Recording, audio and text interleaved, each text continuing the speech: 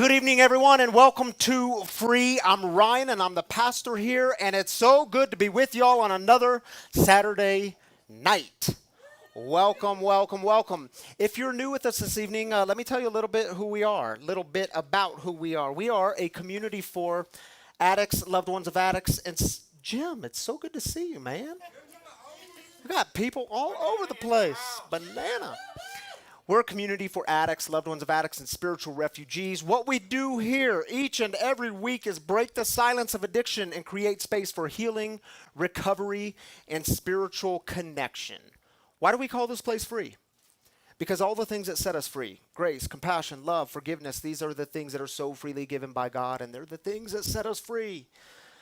So I'm so glad you all in the house are with us tonight. You all online, on Facebook, on YouTube, on our website, welcome. We're glad you're here. If you want to take a moment, and if you're watching on Facebook, hit the share button, because you never know who needs some hope tonight. And tonight, it's a big night. We've got some fun things to talk about. We've also got your past to talk about and how you are not your past. So welcome to Free. Glad you all are here. If you are new with us this evening, if you're new in the house, sorry for all you online folks, you can't partake in this because you're not here. We have welcome bags on the counter. If you're new, there's a little thing in there that talks about who we are. There's some swag in there. There's also wagon coffee, fresh roasted coffee. Take a bag. That's for you if you're new. And we're just glad you're here. So here's the deal, y'all. We are right in the middle. Actually, that's not true. We are at the end now of this 7-week series called, why is my mind going completely blank? Deep Clean. That's what happens when you get to the end of a series. So Deep Clean. And do we have an image for the screen? Man, we have talked about shame, who God is, why healing is necessary. We've talked about your fear. We've talked about your anger. And this week it is You Are Not Your Past. So I'm glad you're with us tonight to join us on You Are Not Your Past. Such an important topic for so many people. But before we get there, do y'all remember the big announcement we made last week? Yeah, we've been looking for a home for well over a year. We found our new future home of Free. And listen, y'all, I want to make it clear, this is all about the mission is expanding. The mission of Free is growing, and that's the kind of work we get to be. Y'all are going to meet Ricky and Jamie in just a moment. This mission is growing all over the country, all over the world, I could say. We're in 20 different countries, 45 different languages. Ricky and Jamie are here tonight from Texas because they wanted to be a part of things. I'll say more about them in just a moment. But I want to let you all know where this future space, what we're talking about when we're talking about this. I told y'all it's going to be this is a big mission. To live fully into our vision, to become a self-sustaining community. We're going to have a cafe, 10,000 square feet. Our big room where you all are sitting now, instead of holding 70 to 80 people, we think we can hold about 200 people. We're going to have a fully functioning cafe that's going to provide revenue and help us be self-sustainable.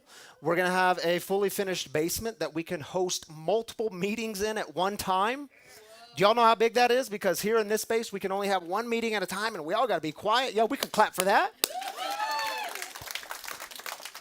Yeah, it's going to let us live fully into our mission. And so when we were looking at space as a board of directors, we looked for space with our vision and mission in mind, not just what was totally sexy. I mean, we looked at some really sexy places that we can't afford, but we didn't let that drive things. We let the mission and vision drive it, and it's the community.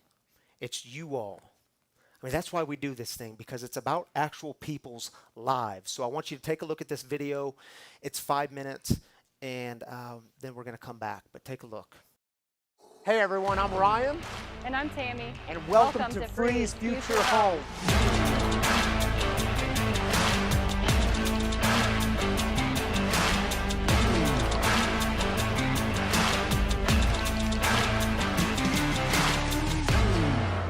For 3 years now, Free has been impacting lives in our community. Our mission has grown in its reach, and we've been looking for a new home. And after months of searching, we found it. 10,000 square feet with multiple rooms to host recovery meetings and other gatherings for our community. And the deal is we're going to need a lot of help in making this a reality. In my opinion, no one has married recovery and spirituality the way we have. And we remind people every single week, you are not alone. God loves you no matter what, and we don't do shame. So I want you to hear from some of our community members who call free home. Hi, I'm Ben, and I'm an alcoholic. Hi, I'm Jennifer, and I'm the loved one of an alcoholic. What free means to me and my family, it gives me the opportunity to share my recovery with them and include them on a more intimate and personal basis. So it's been a way to connect us together, because for so long he's doing his journey, he's on recovery, going to his meetings, and I'm on the sidelines. I'm like, okay, I'm ready to help, but there's not much for me to do, it felt like. And so being here and being together, it's a way to connect us together and me to support him during his recovery, but feel connected and be with other families and people who are on the same paths as we are. Hi, I'm Debbie. I'm the loved one of an addict. I came in that night, I sat in the chairs and was overcome with a feeling of compassion, a feeling that this was a place that I could heal and release some of my shame and guilt as a parent. I wasn't quite sure how to help my daughter, and coming through these doors, I found a network of advice and friendship and resources at Free, and through Pastor Ryan, I was able to find help for my daughter. When it comes to my dad being an addict, I don't feel shame or embarrassed.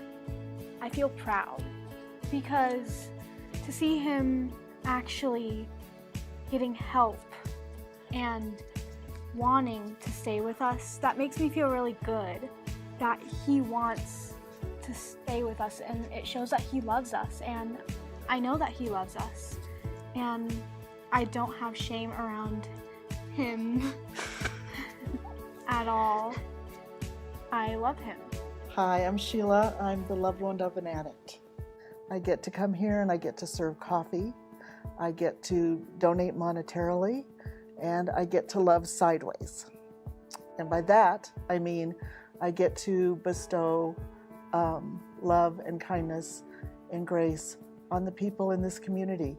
And I'm hoping that that will be a huge ripple effect, and someday someone will be able to bestow that on my addict. I financially give to Free. I feel that the impact is the ripple effect that I'm looking for in my life, and that's to be the change. And I think Free has that opportunity, Free's message. And I love the pastor, I love Ryan, and I love his family, and I love the kindness that he exudes. And I really think, like, deep down inside, I want to be a part of something that has a powerful message. We've got a lofty but attainable goal that I know this community can meet. We need to raise $600,000 to make this move possible. These funds will give us the runway we need to realize the long-term vision of Free, a self-sustaining community where healed people heal people. A cafe that provides a safe space, jobs, and even revenue. So I want to challenge you to give what you can, to give a meaningful gift towards our goal. See, maybe you're in recovery. Maybe you've got a loved one still battling.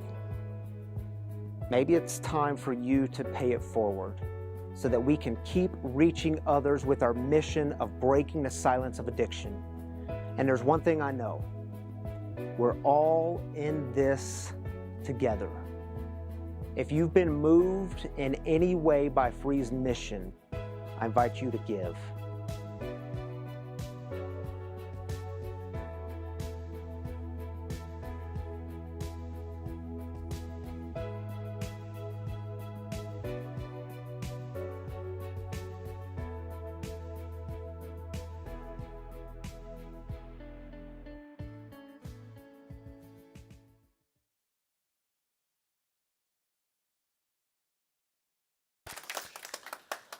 So listen, y'all, we know we are moving into our future home at some point in the future, hopefully at the end of summer, early fall. It's coming, and we will be rolling out more and more details as they come each week. I mean, you're going to hear about our mission and vision every single week that you're here at Free. You're going to hear about us moving and how you all are a part of that. You're a big part of this, and like the video said, if you know, this space is created for you, and if you can't give, cool, we get that.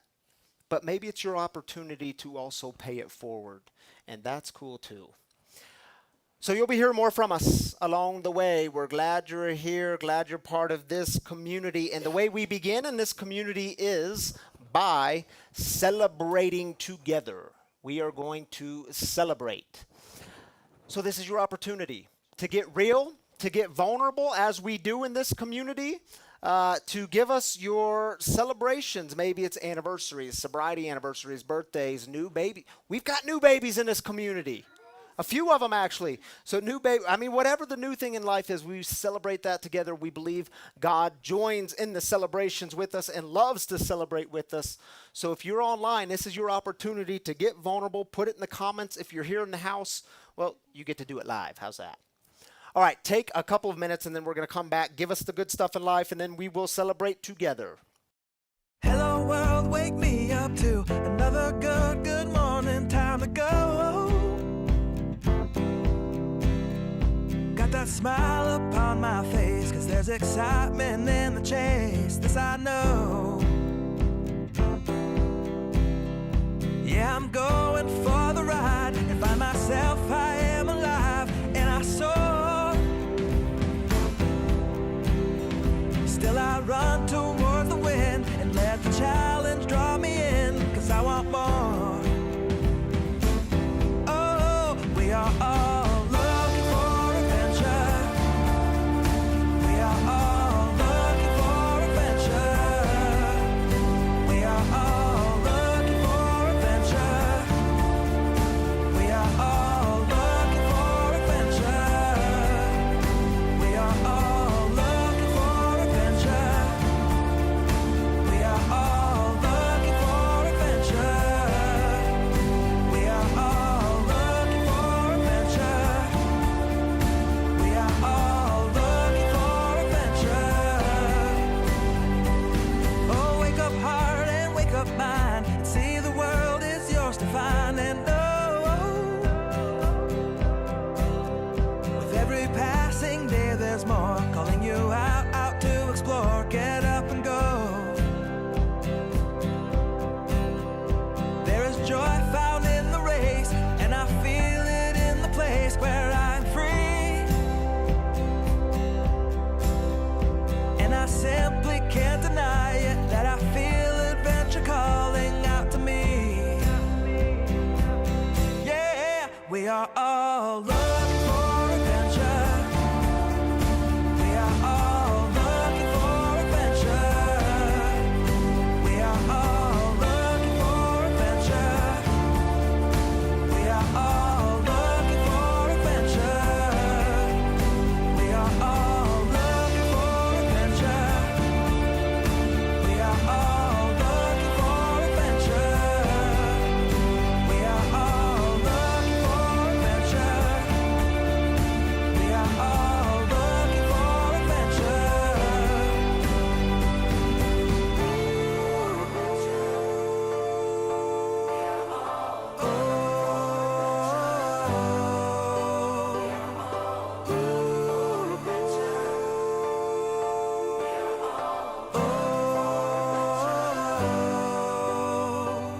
And I'm living free, living free, living free, and I was meant to be.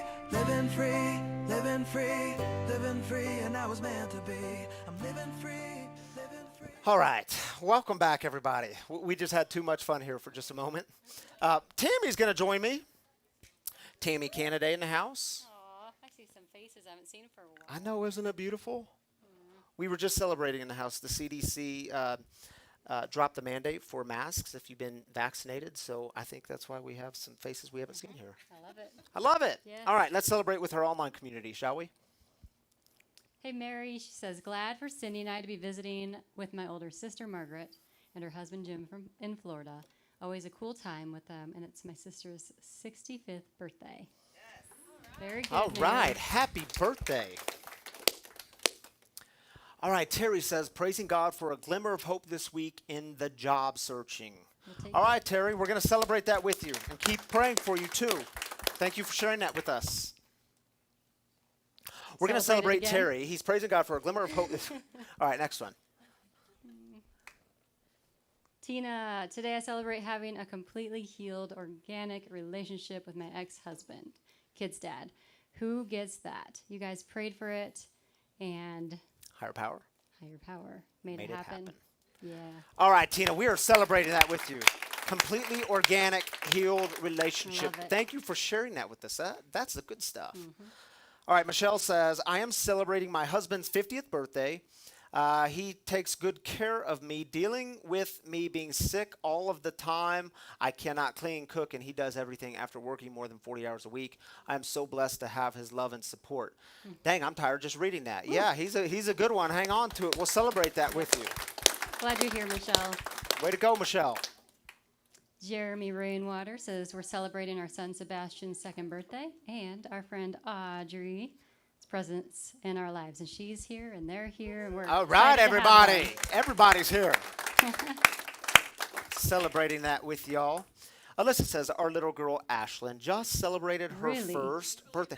How did that How? happen? She was born yesterday. How'd that happen? Oh, my gosh. Dang, happy birthday, Happy Ashlyn. We're birthday. celebrating that with you, Happy little birthday, girl. baby girl. Do you want to mention Kelly and Steve? It's I public. think, I they think put I it on can. the Facebook. Yeah, you guys can. might be watching, but I saw Steve made it official on Facebook. So Steve and Kelly had their baby boy 2 days ago. So little man, Kerwin. Wilson. Wilson. I love Kerwin it. Everybody Wilson. knows here. Okay. Kilwin Wilson Epps is what it was. 6 pounds 8 ounces, I believe. I So don't know. I don't have that welcome, good of baby memory. Kerwin. Yeah, so happy for y'all. We're celebrating with you. Even though they didn't mention it, we'll mention it. Yeah. We love y'all. All right. Thanks for being with me, Tammy Canaday. I want you all to watch one more video. This video is only like a minute and a half, though, because I mentioned Ricky and Jamie. They're with us. They flew all the way in from Texas. Ricky's never been on a plane. So I was talking to Ricky yesterday before he got on a plane. I said, there's a good chance that plane's going to stay in the air. That's just the way they work. They stay in the air. It's not a guarantee. It's not 100%, but he was a little nervous. And I said, dude, you just got to get on the plane and come. So they're here live in person. They have been tuning into Free's live stream for the last several months. And I got a phone call from him, man, I don't know, 2-3 months ago. And he said, we want to come out there and be with y'all. We want to see what this thing's about. And you guys have given us so much support. And we just want to come meet some of y'all. So thank you guys for loving on them and not being creepy and just welcoming them. So good. They're here all the way from Texas, and you're going to hear it in their accent. So here's Ricky and Jamie.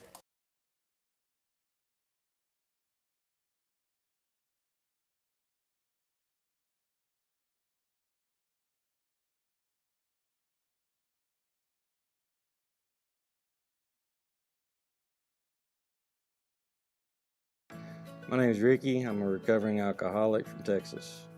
Hi, my name is Jamie, and I'm the loved one of an alcoholic all the way from Texas.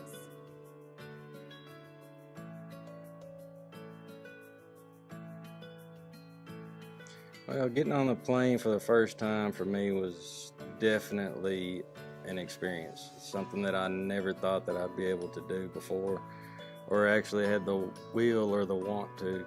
I found a reason for me to actually do that, and the reason was to come here. Being, I don't know the exact distance, but 1,000 miles away, I can be having a bad day and I can reach out to people. There's people from this group that are on my Facebook page that I have reached out to, and they offer me support. I was scrolling through Facebook, I seen a video, and it was of a woman that read her letter to addiction, and it caught my interest, and did a little bit more digging and seen that y'all had a service on Saturdays, so I checked into it, and I really enjoyed what I seen. The fact that whenever you come here, you do not get judged. Y'all's main saying is y'all don't do shame. I love that. Where I come from, there's some places that you go, they look down on addicts, even though that they don't. People here do not do that. There's help here, and that's what I stand behind, is trying to help people.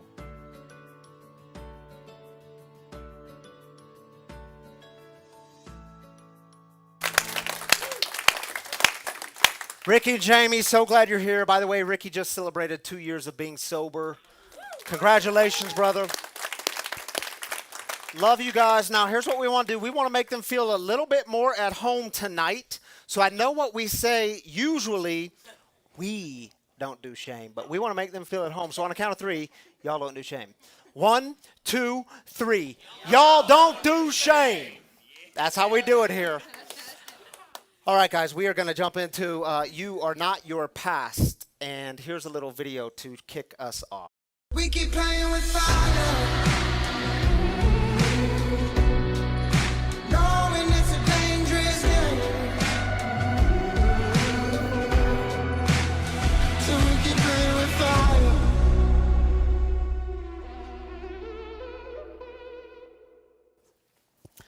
So some of you all will remember the parable of the rabbi. On this particular day, the rabbi was off in a distant village, and he was working, and he notices that the sun is starting to set and it's starting to get darker. And so he quickly gathers up his supplies and his belongings, and he starts to make his journey home. And as he's passing across the stream and he's going through the woods, well, he notices that it's getting darker and darker as the sun starts to set even more. And in his darkness, in his absent-mindedness, he turns left instead of turning right. So instead of getting to the gates of his hometown, he instead winds up at the gates of a Roman fortress. And when he gets there, a loud, booming voice shouts down, "Who are you and why are you here?" And the rabbi stops. And he's looking around trying to tell where this voice is coming from. And again, this booming voice shouts down, "Who are you and why are you here?" And the rabbi notices there's a Roman guard sitting atop the Roman fortress. And so being a good and faithful rabbi that he is, he responds to the question with a question. "How much are they paying you to ask those two questions of all who approach?" And the guard can quickly tell that he's not dealing with an intruder, he's dealing with a rabbi. So he says, "Sir, they pay me 5 drachmas per day." To which the rabbi responds, "I'll tell you what, if you come down from there and come with me to my house and ask me those same 2 questions every single morning, I'll double your pay." Who are you and why are you here?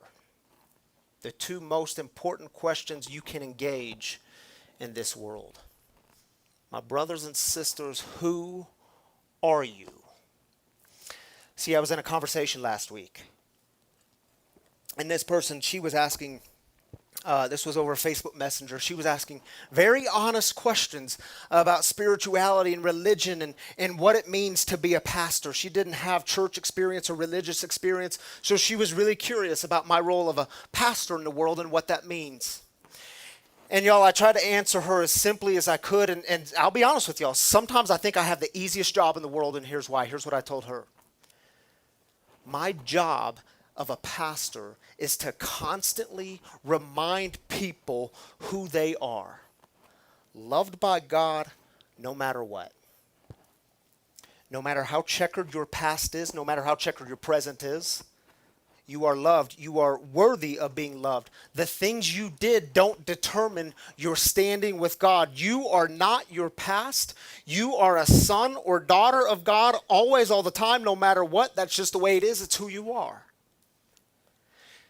You see, contrary to popular belief, your biggest problem in life is not about not having enough money.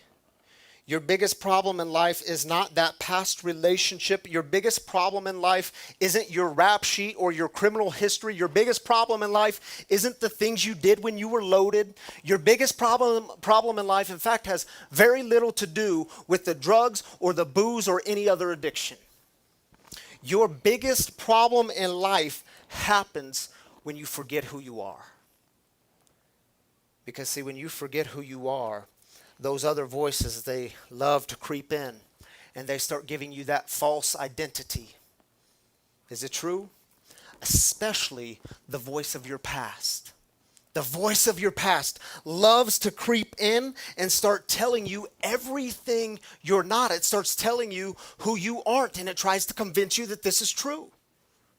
Oh, come on, man. This is the past. Come on, man. You think you're worthy of being loved by your kids? You think you're worthy of being loved by your parents? Man, have you forgotten what you've done? You're not worthy of love. Oh, you think you're worthy of being loved by God? Oh, you think God is on your side? You think God gives a damn about you? Oh, come on, man. Have you forgotten what you've done? God abandoned you a long time ago.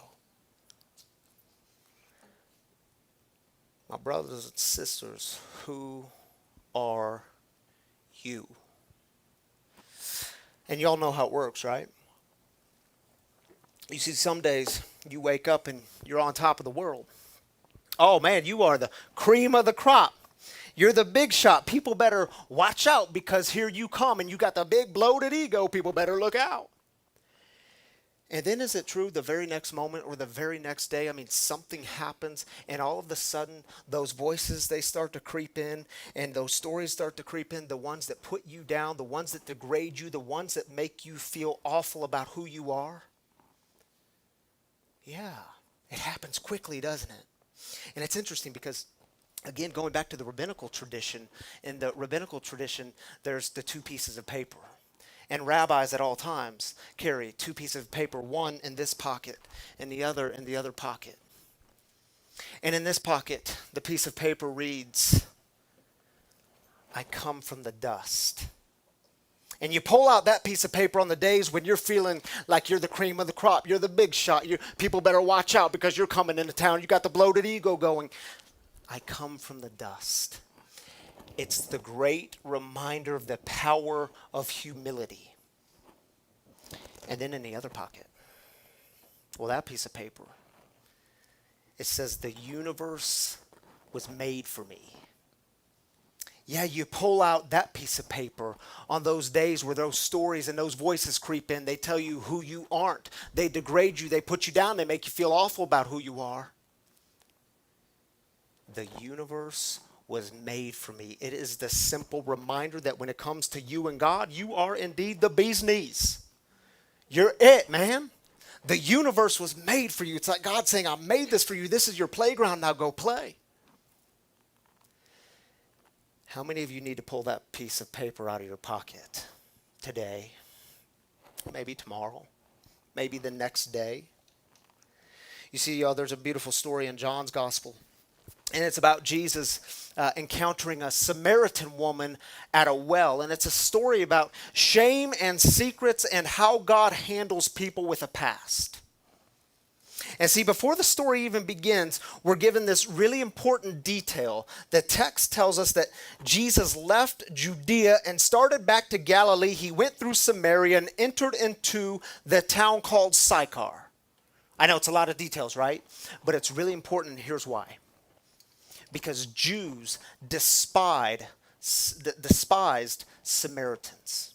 They hated them. The Samaritans, in fact, I think we have a map we can throw on the screen. The Samaritans, they were considered the other. You didn't want to be around Samaritans. They were dirty. They were the outcasts. They were the marginalized. You didn't want to be seen with them. You didn't want to see them. Now, if you're a good Jew, and you're in the southern region of Judea. Do you all see Judea on the screen? If you're in the southern region of Judea and you wanted to make your way up north to Galilee, well, you would never take the easy route and cut through Samaria. No good Jew would do that. You would go around and cross the Jordan River and then cross back over it and enter into Galilee. Apparently, Jesus isn't a very good Jew. Jesus cuts right through Samaria. And listen, there's one other important detail this story gives us. The story says before it even begins that it was noon that day when Jesus arrived in Samaria. at a well. Why is this important? What's that? No, opposite, actually. No one would have been there at noon, right? So all the respectable, how do you say that word? Respectable? Respectable people would have went to the well to draw their water for the day early in the morning. They wouldn't wait till the heat of the day. So at noon, no one would have been there. Jesus enters into Samaria. He's taking a break. He's tired. And this woman arrives at the well to get water. Why? Because she has a past. She's carrying some shame. She doesn't want to be seen by anyone. She doesn't want to encounter anyone. Then this conversation ensues. Jesus is sitting at a well. So is the woman. And Jesus says to this woman, listen, can I get some water? And the woman says, man, are you crazy? You, a Jewish man, is asking me for water? Do you know who you are? Do you know who I am? And he essentially says to her, whoa, whoa, whoa. If you really knew who I was, you would be asking me for water because, see, I give living water, the kind that never runs out, and people drink of this water, and it gives like the fullest kind of life, and they're never thirsty again. And this woman says to Jesus, sir, how do I get that kind of water? Check it out. 3 verses. Jesus said to her, go get your husband and come back here. Now, here's the problem. Let's pause there for just one moment. For this woman, the problem is if he finds out my secret before he gives me the living water, if he finds out about my past, if he knows what's really going on here, is the deal going to be off? Is it a deal breaker? Next verse. The woman replied, I don't have a husband. You're right when you say I don't have a husband, Jesus answered. You've had 5 husbands, and the man you are with now isn't your husband. You've spoken the truth. Let's pause there for just one more moment.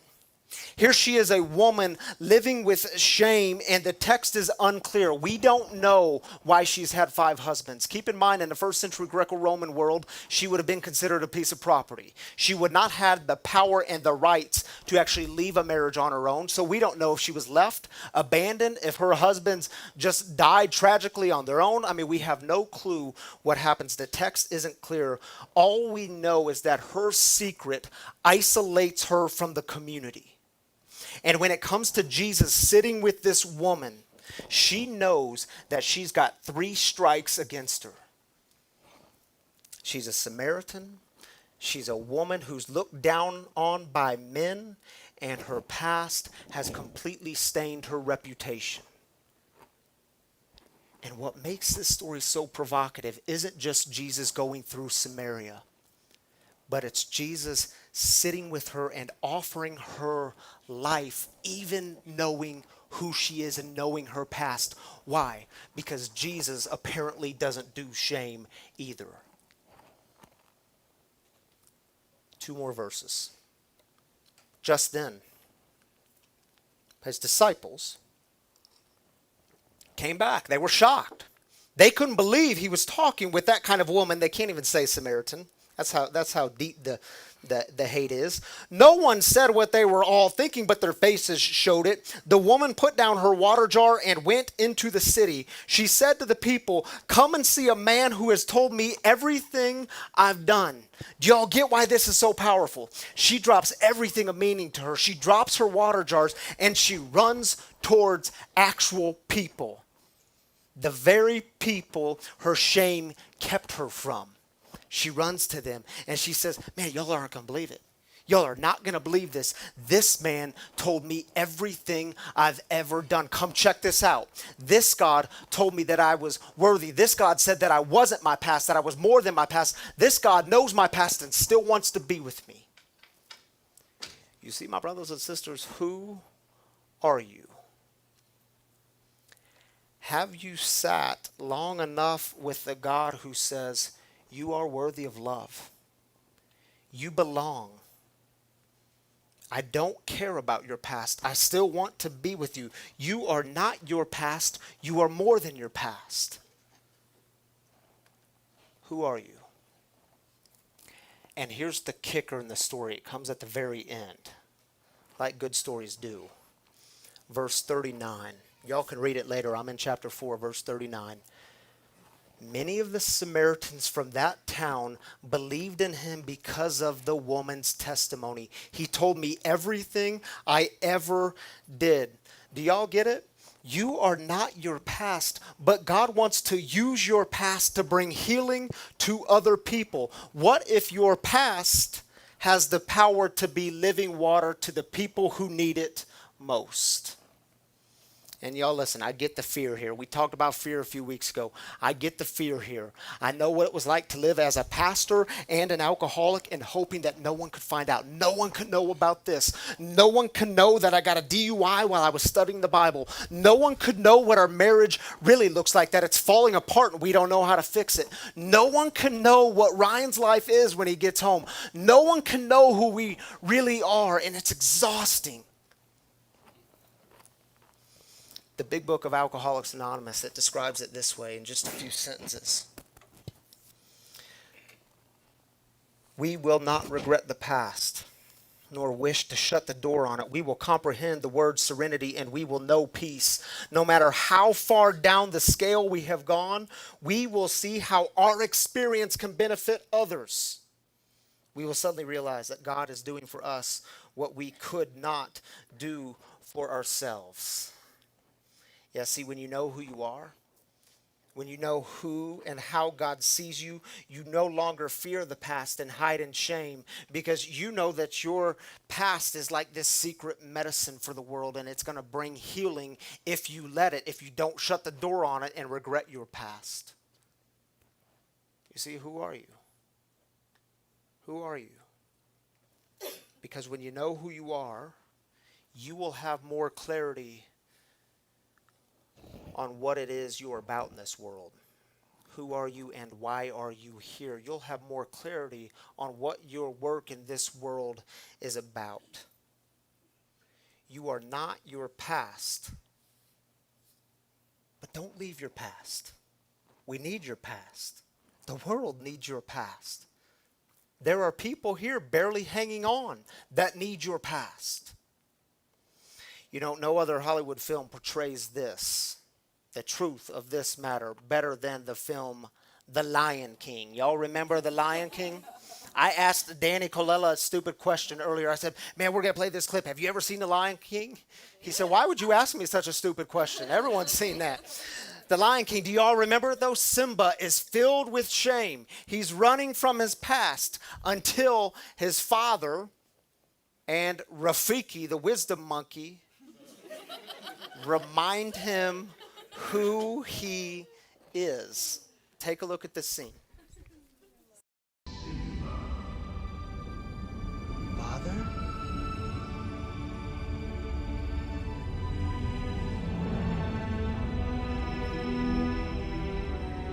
Simba, you have forgotten me.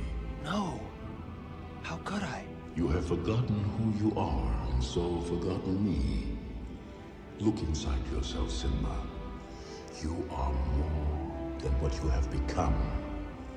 You must take your place in the circle of life. How can I go back? I'm not who I used to be. Remember who you are. You are my son, and the one true king. Remember who you are. No! Please! Don't leave me! Remember. Father! Remember. Don't leave me. Remember.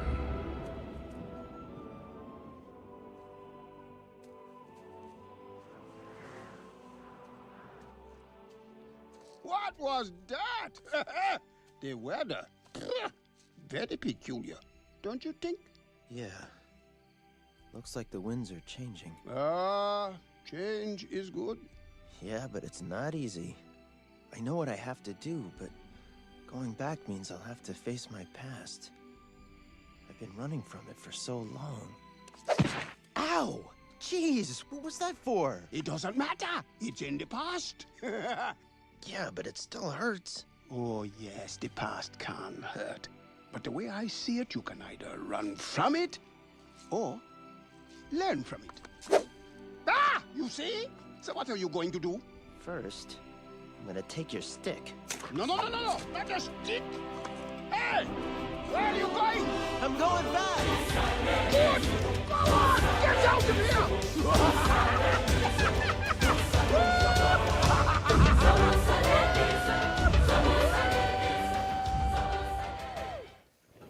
Tell me that does not make you want to go home and watch Lion King tonight. In fact, should we just stop now and watch The Lion King together? Yeah, why does it resonate so deeply? Because that's what this stuff is about. In fact, so many of the scriptures are about you coming home. And when you're running from your past, you are not coming home. You're going somewhere else. With this stuff, so many of the stories are about you coming home. So listen, y'all, I want to, we usually do like a little reflection time, but that was your reflection time, getting to watch a Lion King scene. How's that? So you can go home and reflect. But before you go home, I want to introduce you to our guest storyteller. Justin Gillen is in the house. I'll say a few words and then you can come up. Justin is, man, he's in recovery. He's a brother in recovery. He's on our softball team. He's been hanging around for a bit. Always seeing this dude in the gym, and so got to know him there. And man, it's just so good to have you here.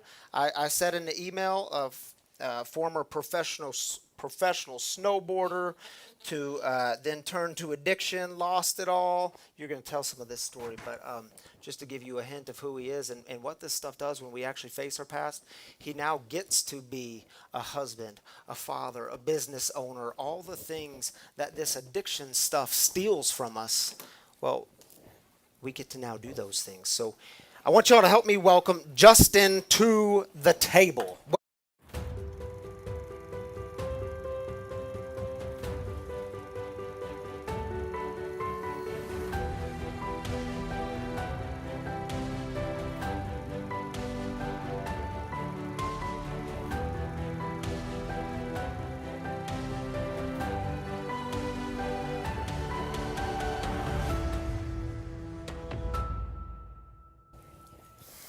Turn my brother on. Is he on?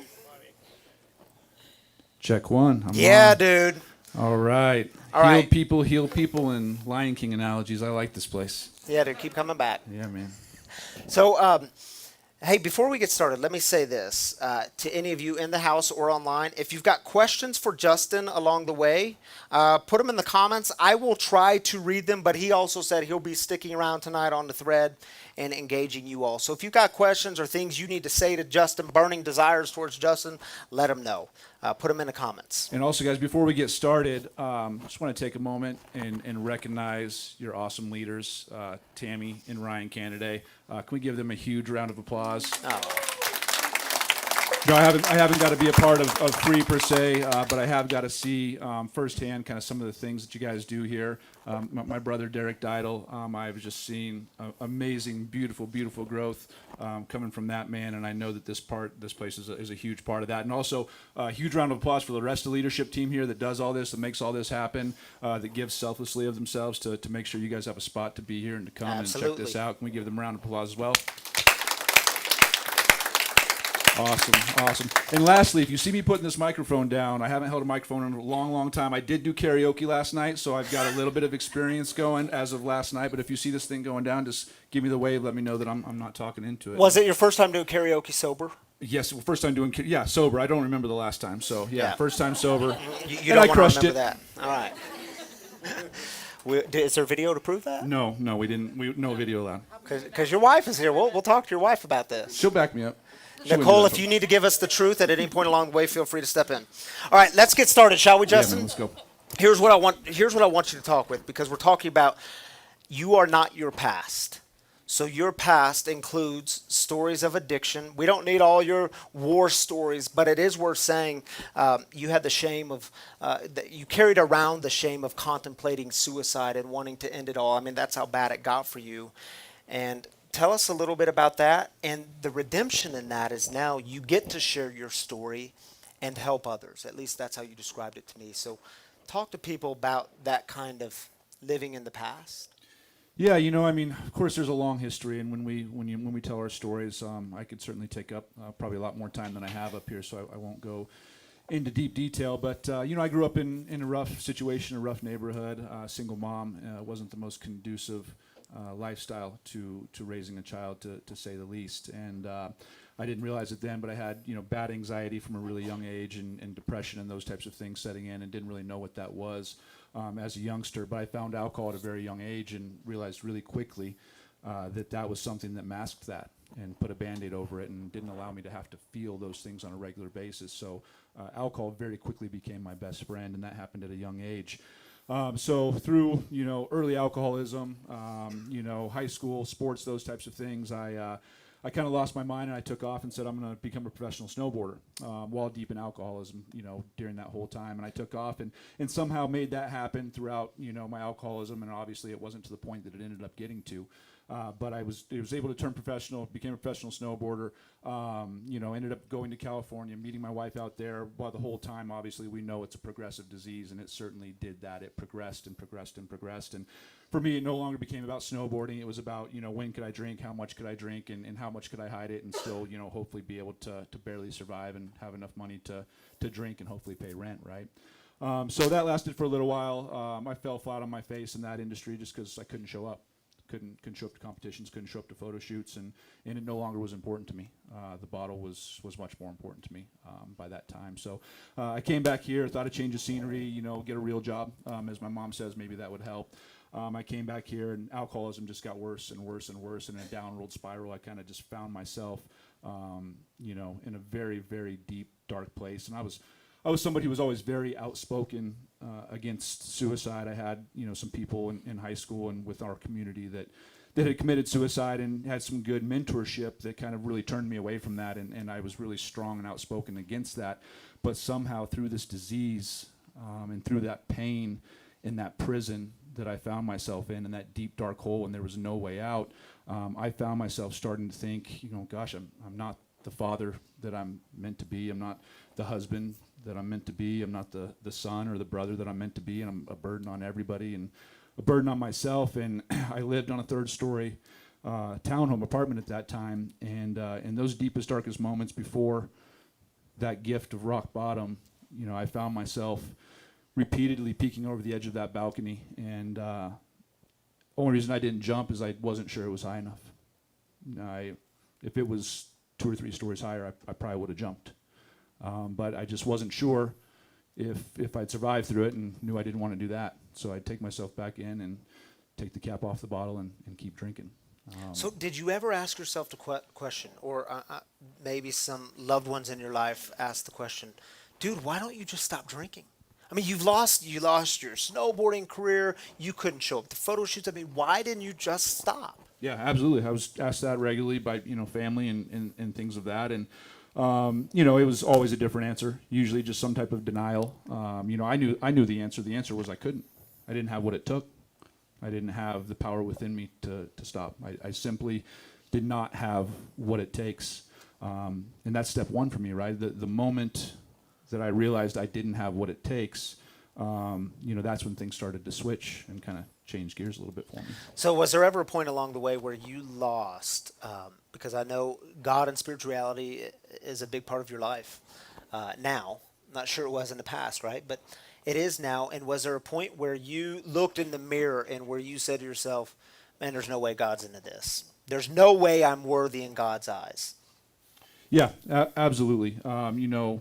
Through that gift of rock bottom desperation that God broke me down to, because that's where he wanted to start his restoration process. He knew he needed a clean slate in which he wanted to rebuild his house of my life on something. So he broke me down to rock bottom.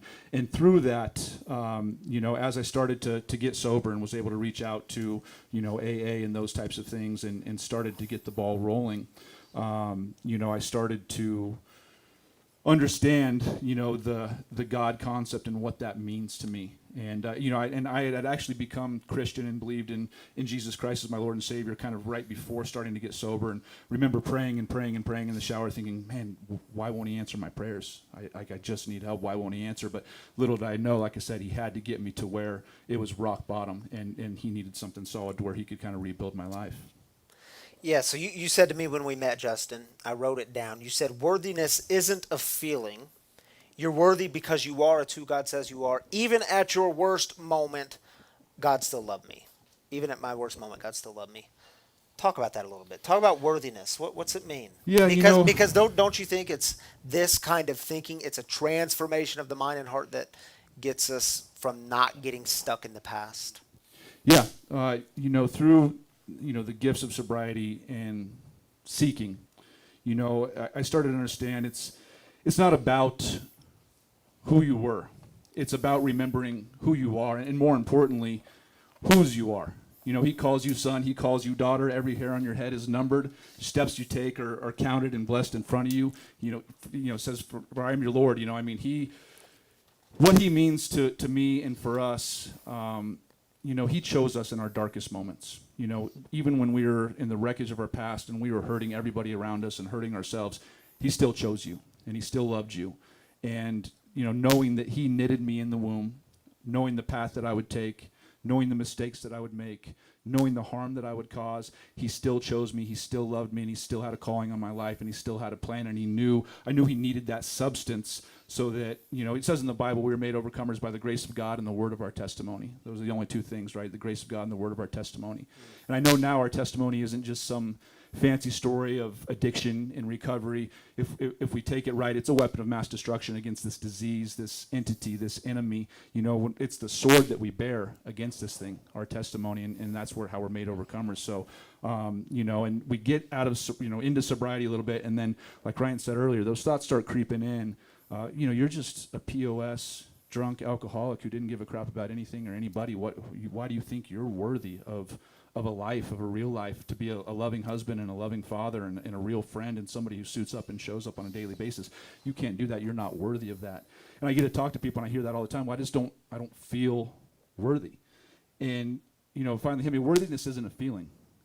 Worthiness, you're worthy because God says you're worthy. Was my mic going out? You're worthy because God says you're worthy, bottom line. God's word trumps your feelings every single time, no matter what. Do we have another mic you can use in the house? Man, last week it was my mic. I'm glad it's your mic this week and not mine. Hello. Does it need a new battery? Okay. I just asked the question. Am I back? Okay. Is it back on? Am I back on? I'm back there you on. are.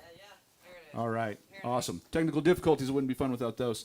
But yeah, you're worthy because God says you're worthy, bottom line. Whether it's not about your feeling. God's word says that you're worthy of his grace and what he has to offer. So, we're made overcomers in that. And I can't say enough, y'all. You keep hitting on it. And I think it's worth saying. There's a process for getting there, right? I mean, whether it's the 12 steps or another process you use, it's the process of cleaning up the wreckage of our past. It's amazing what happens when we clean that up. And then that unworthiness goes away a bit because we've made things right in our life. We've gone to people that we've harmed and we've made things right. And that has an amazing way of saying, okay, yeah, I did those things. Those are the things I've done. Now I'm moving forward. Now I'm moving on, because to stay there would not be living into the worthiness that God created us with, right? So Justin, in the last just couple of minutes, tell us what new life is like now. And if you can, I love the story you told about, the simplicity of hearing birds chirp, the simple moments of new life. Yeah, for me, getting a few months into sobriety and coming into kind of that next spring, as the fog starts to lift, I just remember, waking up and the sun was out and just the birds chirping outside. And it was just a moment that I just realized like everything's going to be okay. And that was the first time that, I really, like I said, I had anxiety as long as I could remember. I had had depression as long as I could remember, and it was the first time I started to wake up, through working the program of Alcoholics Anonymous and seeking God and praying and doing all the things that we know to do in that toolbox, waking up and just hearing the birds chirp and seeing the sun out the window, because I never had that, right? Every time I woke up, it was misery, and I had to turn to a drink immediately because I couldn't stop shaking and I couldn't shake the anxiety. And to wake up and to not have any of that, and just the simplicity of the world going around me and just feeling everything was going to be okay, and I just knew that at that moment. And I guess after that, I always say, my sponsor told this to me, he goes, Justin, the damnedest thing happens. When you do the next right thing, the next right thing happens. And it's just that simple. And that's what's led me to where I get to live today. And it's the material things and all that stuff. I am a business owner. That all comes along with it. But bottom line, I get to be a dad today. I get to suit up, show up. I can go pick him up at any time of day, any time of night, anywhere in the United States or the earth for that matter. I get to be a husband to my wife. I just get to do those things today. And then, like I said, you do those right things and you mentally rehabilitate, you physically rehabilitate, emotionally, spiritually be redeemed. And then all of a sudden, these other things just start falling into place because you're doing the next right thing. And gosh darn it, the next right thing seems to happen. Yeah, man. It's what I love about this community. In fact, we saw in the video Brandon's kids saying, I get my dad back. My dad wants to be with us. Man, that's a big deal. You get to pick up your kid because you're not drunk somewhere, like forgetting to be present in a life. And man, the gifts we get along the way are huge. And I look around this community. I look at you online too. I know some of y'all. It's big stuff. Ricky and Jamie get to travel here from Texas. And they're having another baby. We didn't even talk about that. They're having another baby. Jiminy Christmas. Life is good. Life is good. What I want you to look in this camera right here, Justin. See, Drew, I got the right one. If someone is struggling, they're barely hanging on, their past is telling them everything they aren't, what's one word of hope you'd give to them? It gets better. If you are continually seeking and you have truly admitted powerlessness and waved the light flag and surrendered, and your life has gotten unmanageable, God has made it unmanageable for a reason. And trust me, he's doing a work when you can't see it, when you can't feel it, when you can't hear it. Just know that's when he's doing his best work, and he's got a plan, and he's got a calling, and he's got a purpose on your future. Just putting one foot in front of the other and keep praying, because he's a great story writer, and there will be a victory at the end of it. And y'all, I would also say, reach out to someone in this community. Reach out, because there's a whole host of people here. If you're online, you can't see them, but y'all in the room, you've got to reach out. You've got to reach out and say, I need help. I've tried to do it on my own. It doesn't work, does it, Justin? Ask for help. I tried to do it on my own. I fell again. How did I pick up a drink and get well? Because you tried to do it on your own. That's why. We're not created to walk this journey alone. If we could have done it, we would have done it a long time ago. Man. It does not work. Thanks for being here, brother. Thanks for having me. Blessing. Thank you.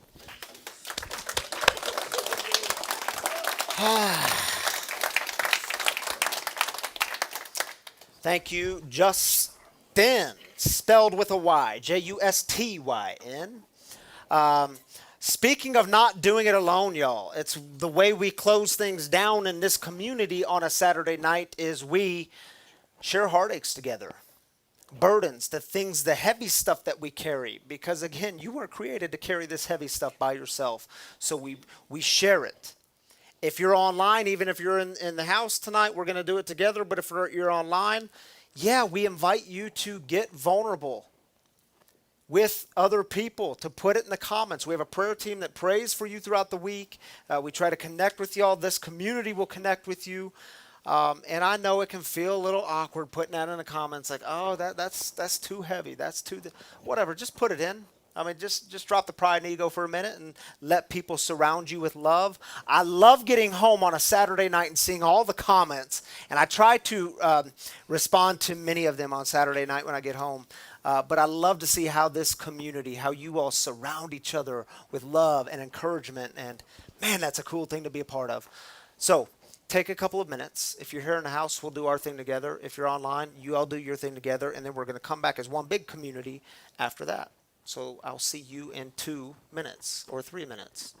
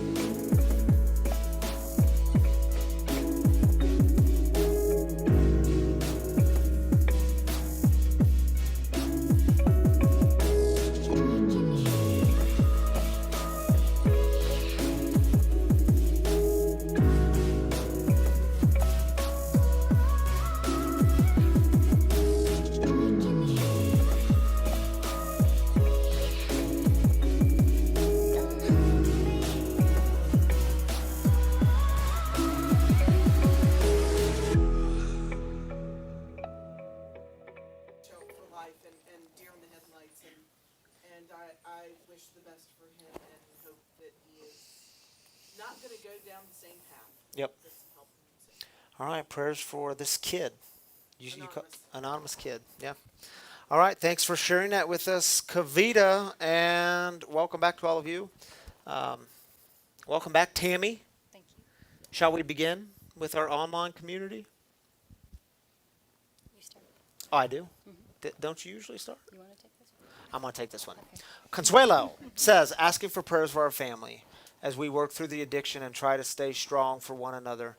Yeah, hey, we've been praying for you and your family, and we love y'all, and we're glad you're here tonight, and we're going to keep lifting you up. We're going to keep sending you encouragement, good vibes, and prayers. Thank you for sharing that with us. So Ayla? Ayla? Missing my son Gage, having a hard time sitting in God's waiting chair. That's a good way to put it, huh? The Prayers waiting for chair. you. Yeah, prayers for you. Thanks for sharing that with us. Chris Watson says, prayers as I drive to the Western Slope next Sunday, estranged for decades from my mother, who is in very poor health and having thyroid surgery. I must make an amends before her surgery. Dang, brother, that's the hard stuff, isn't it? It's also the good stuff, though. Prayers for you as you visit your mom. Thanks for sharing that with us, Chris. Yeah. Anne Marie, prayers for my son recovering from COVID and my recent biopsy results. Praying so much for you, my friend. Yeah, y'all have been close to the Canada's household's hearts. Is that the best way to say that? Yeah. Thanks for sharing that with us. Mary says, going with my sister and her husband tomorrow to pray for Lynn, their friend who had a widow-maker heart attack, needs full restoration of his memory. He's a miracle that needs a miracle. All right, prayers for him, prayers for your family, your sister, traveling. Yeah, prayers for everyone involved. Thanks for sharing that with us. Shall we stop there? And listen, if y'all have other prayer requests or burdens you're carrying, you can put them in through the week. We don't have to stop just because our time is limited here together. We love to hear from y'all. So keep them coming tonight throughout the week. And before we leave, you going to stay up here with me or are you heading out? She's heading out. She's like, I'm so out of here. So let me say a word about giving, a word about our wagon, because y'all see the wagon, and you might notice something new about the wagon. The wagon has been a central image in this community from day one because it signifies, it reminds us that we do this life together. We don't walk it alone. And if you fall off the wagon, we do not kick the wounded here. We believe in redemption. We believe in stopping the wagon, picking you up, and getting back on because we are all in this together. It's true. There's donation boxes all throughout free, but Tammy this week made some of the, what are they called? QR codes. If you take your phone and just put your, like you do at the restaurants with the menus, just put your phone picture up to it. It brings you right to the giving page. Because let me remind y'all, we are taking on a goal. As I said in the video, it's an ambitious goal. But I also know this community. And it's not just about knowing this community. I know the stories that are coming out of this community. I see the lives that are being changed. I see transformation happening and the mission being shared and spread. And I know we need free in the world. We need this thing. So I do encourage you, especially if you call this place home, giving is a good spiritual practice. It reminds us that we're all in it together. And I say this often, and I'll remind you again, there's no amount that's too big or too small. And we know for many of you, giving is sacrificial, and we truly are grateful for it. It's what keeps this mission thriving. So I do encourage giving here. We, as a board of directors and leaders, encourage giving here.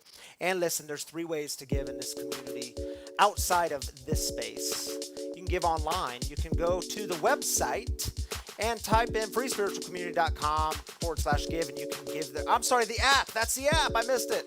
The app. And it's free. You can download it free. Or go to the website. You can give there, freespiritualcommunity.com, or text the number on your screen. I get it. It's fast. So if you need to go back later and hit the pause button, you can. It'll give you instructions. But seriously, y'all, it is your giving that sustains the mission here at Free, to break the silence of addiction and create space for healing, recovery, and spiritual connection. And what don't we do here? We don't do shame, my brothers and sisters. Whew, what a fun night tonight was. Thank you for all who participated and are here. And for those of you here, let's go out with a prayer, shall we? So before we pray, I invite you to just open your hands. It's a sign of openness. You're letting the God of the universe in. You're opening yourself to God's work that is happening all around you. If you're at home or a sober living house or one of our free circles all across the country, just take a moment and pause. Find quiet in your space, quiet in your heart. And let's go out with a serenity prayer. It's a beautiful prayer. If you don't know it, it's on your screen. And it goes like this. Let's say it together. God, grant me the serenity to accept the things I cannot change, the courage to change the things I can, and the wisdom to know the difference. My brothers and sisters, you are not your past. You are more than your past. God has called you by name. You don't have to keep going back to the past because you're more than it. So remember that this week and go, because of that, go in all kinds of grace and peace. And we'll see you next time.